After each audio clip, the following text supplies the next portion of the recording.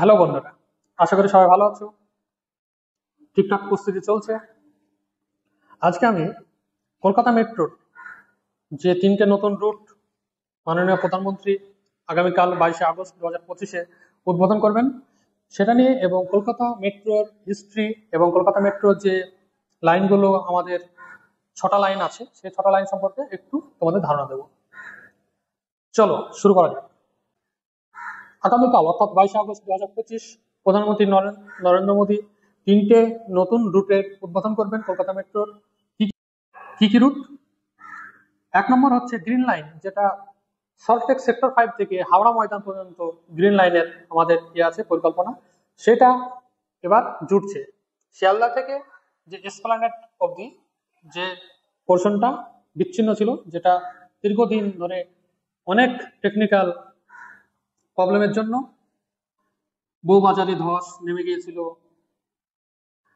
তো সেটা অনেক চ্যালেঞ্জিং ছিল, তো সেটা কাটিয়ে ওঠে অবশেষে যুক্ত হচ্ছে শিয়ালদা থেকে হাওড়া অবধি। এবার যে কেউ 10 মিনিটের মধ্যে পৌঁছে যাবে, 10 থেকে 12 মিনিটের মধ্যে পৌঁছে যাবে, যেটা 40 মিনিট পর্যন্ত বাসে বাদুড়ঝোড়া করে চলে যেতে হয়।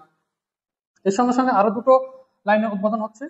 একটা নোয়াপাড়া থেকে জয় হিন্দ বিমানবন্দর এয়ারপোর্ট, যে এয়ারপোর্টের যে মেট্রো স্টেশন জয় হিন্দ বিমানবন্দর, সেটা হচ্ছে ইয়েলো লাইন। আর এই জয় হিন্দ বিমানবন্দর এয়ারপোর্ট, এটা এশিয়ার লার্জেস্ট আন্ডারগ্রাউন্ড মেট্রো স্টেশন হতে চলেছে। 5টা প্ল্যাটফর্ম থাকবে সেটাতে। আর একটা সেকশন উদ্বোধন করবেন মাননীয় প্রধানমন্ত্রী, সেটা হচ্ছে রুবি ক্রসিং, যেটা হেমন্ত মুখোপাধ্যায় মেট্রো স্টেশন, সেখান থেকে বেলেঘাটা পর্যন্ত এক্সটেন্ড করবে। এটা হচ্ছে অরেঞ্জ লাইনের পার্ট।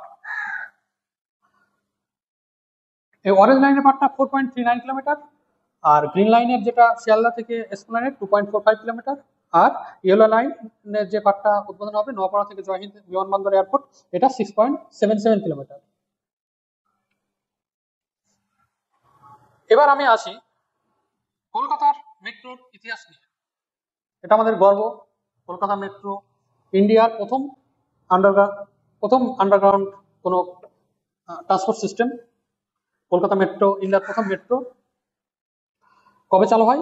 24শে অক্টোবর 1984 সালে এটা চালু হয়। কোথা থেকে কোথায়?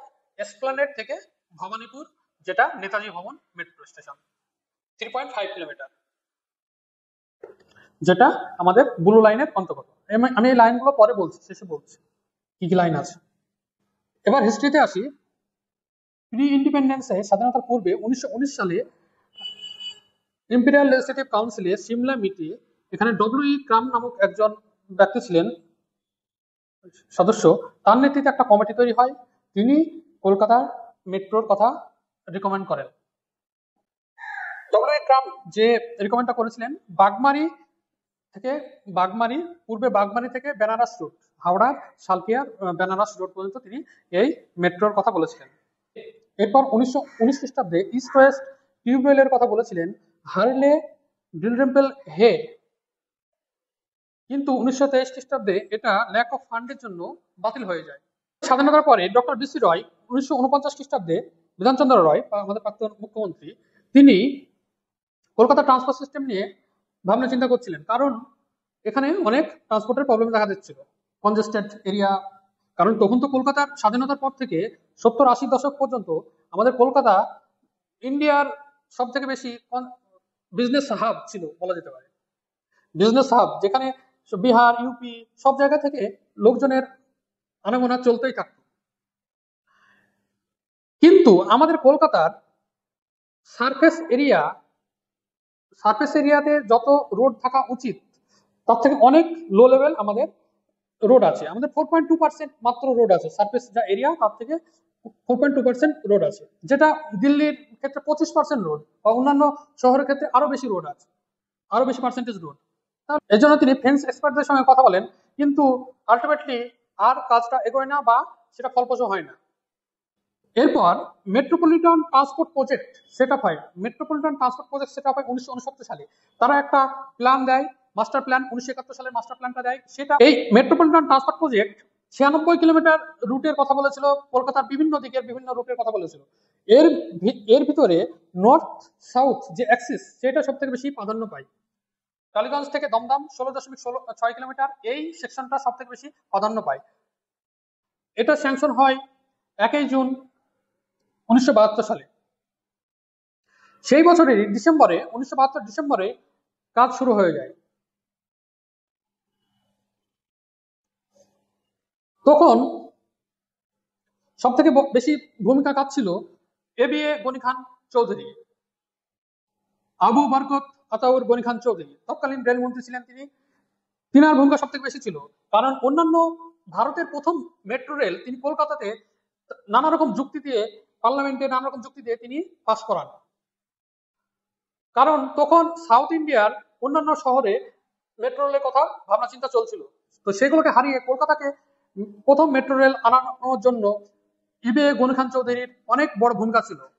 তাই সম্প্রতি দাবি উঠেছে যে একটা স্টেশন এবিএ গনি খান চৌধুরীর নাম অনুযায়ী হোক। এর পাশাপাশি যাদের ভূমিকা আরো বেশি থাকে, যে একটা প্রজেক্ট ফুলফিল করার জন্য এরকম একটা চ্যালেঞ্জিং প্রজেক্ট, ইঞ্জিনিয়ারদের, সেই রকম একজন ইঞ্জিনিয়ার ছিলেন শ্রীধরন, যিনি মেট্রো ম্যান অফ ইন্ডিয়া নামে এখন বহুল প্রচলিত। মেট্রো ম্যান অফ ইন্ডিয়া নামে পরিচিত শ্রীধরন। তিনি দিল্লি মেট্রোর সঙ্গে যুক্ত ছিলেন, কোঙ্কণ রেলওয়ের সঙ্গে যুক্ত ছিলেন, এবং কলকাতা মেট্রো যখন হয় তখন তিনি এটার ডেপুটি ইঞ্জিনিয়ার ছিলেন, ডেপুটি ইঞ্জিনিয়ার। এবং এই যে প্ল্যানটা হয়েছিল সেই প্ল্যানটা ওভারসিং করেছিলেন তিনি, মানে পুরোটা তিনি মনিটরিং করেছিলেন। এরপর আসি, কলকাতা মেট্রোর দু ধরনের লাইন আছে, একটা ব্রড গেজ, একটা স্ট্যান্ডার্ড গেজ। যেটা গ্রিন লাইন এখন হচ্ছে সেটা স্ট্যান্ডার্ড গেজে হচ্ছে, আর বাকি যে আটটা লাইনগুলো আছে সেটা হচ্ছে ব্রড গেজে।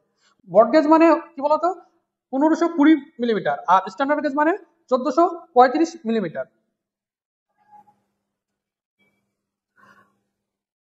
আর মেট্রো রেলওয়ের যে ইলেকট্রিক সিস্টেম সেটা তোমরা সবাই জানো, যে রেল লাইনে সেই ইলেকট্রিক সিস্টেমটা থাকে, এটাকে 750 ভোল্ট ডিসি কারেন্টের দ্বারা যুক্ত থাকে, 750 ভোল্ট ডিসি কারেন্টের দ্বারা যুক্ত থাকে। এটাকে বলা হয় third rail system, third rail system, মনে রাখো।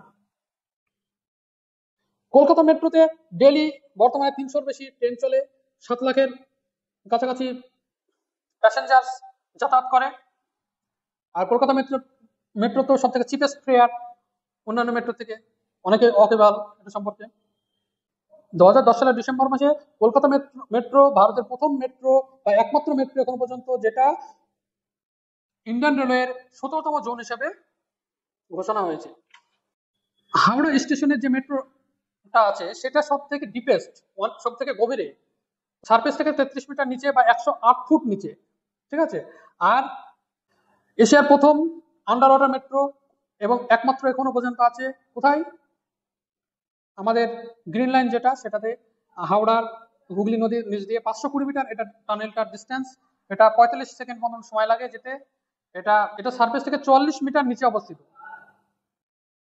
এটা সারফেস থেকে 44 মিটার নিচে অবস্থিত, 144 ফুট, যেটা বিলো গ্রাউন্ড লেভেল, বুঝতে পারছো। এবার 6টি রুটের সম্পর্কে আমি একটু বলে দিই।